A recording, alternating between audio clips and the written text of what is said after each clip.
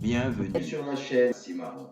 Des petites astuces quand on traverse le Sahara occidental. Par le Maroc et la Mauritanie jusqu'au Sénégal. 2 étapes hors des sentiers touristiques classiques qui valent le détour. Goulmim et Dakhala.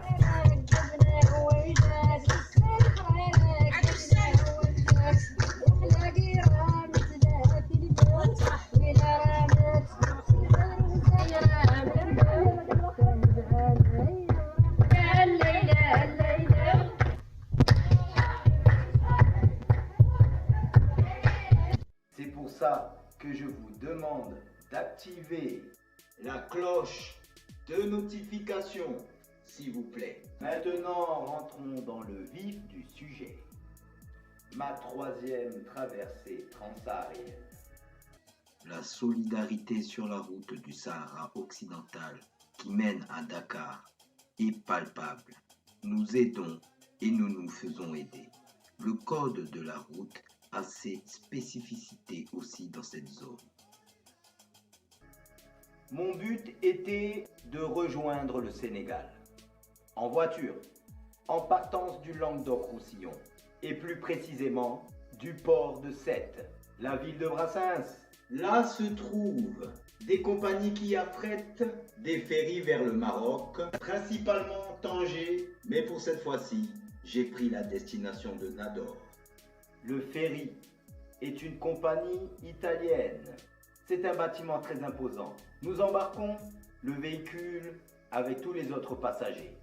La traversée de la Méditerranée nous a pris une demi-journée et une nuit, plus une autre journée à bord et une nuit entière. On a débarqué à l'aube, après tous les contrôles à l'arrivée, au petit matin. On quitte Nador vers l'autoroute jusqu'à Agadir, sans discontinu. Les péages sont très accessibles. Pour vous rendre de France en Afrique avec une voiture, vous n'avez pas le choix.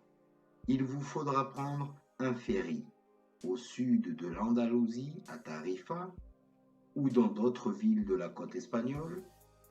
À Tarifa, bien sûr, la traversée ne prend que 30 minutes. Mais lorsque le trajet excède 24 heures, il est bien de prendre une cabine. Encore mieux si c'est individuel. Donc de Tarifa, 30 minutes de traversée et vous débarquez directement en sortant de l'embarcadère sur la route qui vous mènera tout droit à Tanger, vers Casablanca, Dar al-Baïda. Si vous choisissez de faire la route par l'Espagne, cela ajoute de la fatigue à la conduite, ainsi que du kilométrage. Cela nécessitera aussi plusieurs pleins d'essence. Pour ne pas vous précipiter, il vaut mieux veiller à acheter des tickets de ferry lorsque vous êtes sur place. Même si vous achetez sur Internet, attendez d'être proche de votre lieu d'embarcation. Le côté positif de la route en Espagne, c'est le patrimoine arabo-andalou, aussi appelé culture hispano-mourisque. Donc en passant par Tolède, Cordoue, le pays des rois d'Aragon, le palais des rois de Majorque, Séville, Grenade. Les routes sont très bien entretenues et de nombreuses stations sont présentes le long du trajet avec les aires de repos nécessaires pour se restaurer. Je roule toute la journée, jusque tard dans la nuit, après avoir fait plusieurs pauses, jusqu'à Marrakech, exténué. Je dors plusieurs heures et me restaure un peu. J'en profite pour me rincer dans les sanitaires disponibles près du parking et c'est reparti. Je roule jusqu'à Agadir. Je continue après Agadir et j'arrive dans les routes de montagne. Là, je prends un instituteur en stop qui nous a offert un repas une fois arrivé dans sa petite ville située non loin de Goulmim. Vous pouvez faire de nombreux arrêts qui sont enrichissants, mais il faut avoir le temps. Ce petit arrêt m'a permis de me reposer et de reprendre des forces. Notre hôte insiste pour que nous passions la nuit chez lui au sein de sa famille. Nous le remercions pour son hospitalité et nous continuons notre chemin car nous cherchons à atteindre Dakhala. Ville-étape, quasi indispensable avant de passer par le PK55, c'est-à-dire la frontière entre le Maroc et la Mauritanie. La route de part et d'autre est assez bonne. Seulement 4 km de piste entre les deux postes de frontière. Mais à ce moment de notre itinéraire, nous étions sur le point de faire une rencontre heureuse. Et c'est sur cette étape que nous allons nous attarder. Nous sommes à un carrefour, j'attends au feu rouge. Un homme m'aborde avec un air enjoué. Il me demande si la voiture n'était pas à vendre. Ayant remarqué la plaque française, sachant que Goulmim n'est pas un axe très fréquenté par les touristes, je lui réponds que je cherche à me rendre à Dakhala. Et là, il me conseille de prendre du thé en quantité. Si je passe au poste mauritanien, cela fera plaisir aux douaniers. Et que je ne perdrai pas de temps au poste de frontière. Donc, je me gare. Et je fais des achats dans une boutique. Il m'invite à passer la nuit dans une oasis, car il me dit que Dakhala est encore loin et que je pourrais passer quelques jours ici pour me reposer et visiter avant de repartir. Il s'appelle Oumar. Il est accompagné de Ali, son cousin. Nous passons quelques instants dans sa boutique d'artisanat du Sahara. On y boit le thé et on regarde toute la collection. En parlant du pays, de sa culture, on apprend un peu le Darija. Et les deux califes, Oumar et Ali, oui, c'est comme ça qu'on les a surnommés. Ils nous ont accompagnés au marché pour acheter de quoi faire un tagine maison, avant de nous conduire dans une oasis, non loin de la ville de Goulmim. Arrivés là-bas, nous étions agréablement surpris et on y passa 3 jours avant de reprendre la route vers Dakhala. J'apprends que les Européens viennent ici pour le lait de chamel, car apparemment cela participe à la guérison de certains cancers. D'ailleurs, le lendemain de notre arrivée, nous étions invités dans un mariage, où les plats étaient riches et succulents. Quasiment que de la viande et du pain et des boissons, sous de grandes tentes avec des tables pleines de convives.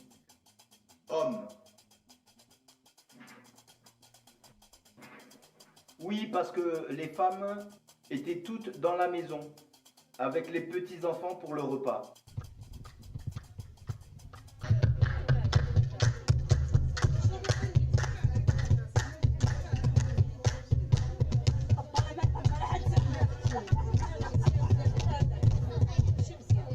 Revenons à l'oasis.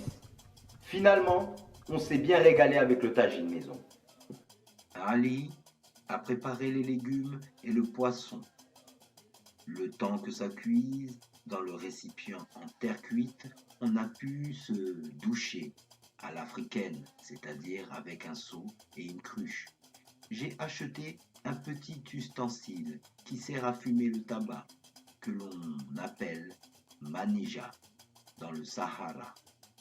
C'est un petit tube métallique dans une pochette en cuir. Enfin, on se la coule douce. La douceur du soir se fait sentir. C'est notre première nuit chez l'habitant. Depuis que nous sommes arrivés, nous étions restés dormir dans la voiture la nuit près de Marrakech. Le deuxième jour, après notre débarquement à Nador, nous étions à Goulimim et ses environs. Après avoir parcouru 1240 km, Goulimim est proche de Tantan, pour ceux qui connaissent. Il y a 197 km entre Goulimim et Dakhala. Après Agadir, il y a une chaîne de montagnes et c'est là qu'on a acheté des bouteilles d'huile d'argan dans des 75 centilitres de boissons Fanta recyclées. Et franchement, l'ambiance était détendue. Vas-y, danse! Ouais, danse avec elle! Voilà!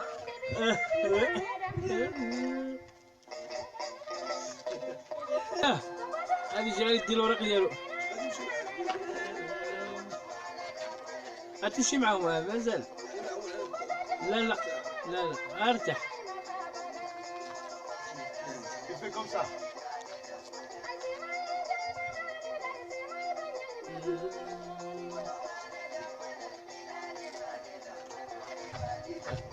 عرفتي فين وصلت يا ودي ابو علوان دابا؟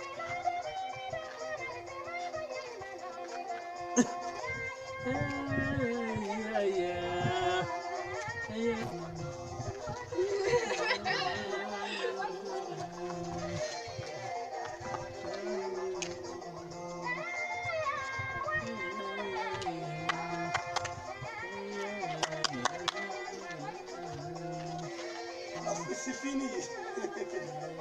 Le cadre était magnifique, mieux que n'importe quelle œuvre d'art faite de main d'homme. Cet instituteur, répondant au nom de Hamid Araf, souhaitait vraiment que nous restions, mais ce voyage avait pour destination Thiès, au Sénégal. Ce coup-ci, nous ne sommes pas attardés, car le transit du véhicule et l'étape mauritanienne étaient notre préoccupation principale. Toutefois, dans le sud de la France, il y a la possibilité de prendre directement le ferry avec son véhicule vers le Maroc via Nador, Tanger ou même Ceuta. Les montagnes en face, les grands espaces, la beauté, l'oasis quoi. Derrière le portail, la parcelle est bien grande. Il y a de l'espace pour plusieurs véhicules et même des camping-cars. Il y a des robinets d'eau et du courant. Nous y passons la nuit. L'avantage, c'est que le port de Sète, près de Montpellier, est proche de mon point de départ. J'opte pour préserver la voiture le plus possible du long voyage qui l'attend. D'autant plus que je ne suis pas encore passé par cette route du désert qui part de Oujda vers Fès et Meknès. Mais à partir d'ici, c'est une autre histoire que je vous conterai dans une autre vidéo. Merci pour votre attention. Cliquez sur la cloche de notification pour être averti des nouveaux contenus à venir. Partagez, likez, laissez un commentaire. Comme je le dis toujours, une vie ne suffit pas pour apprendre.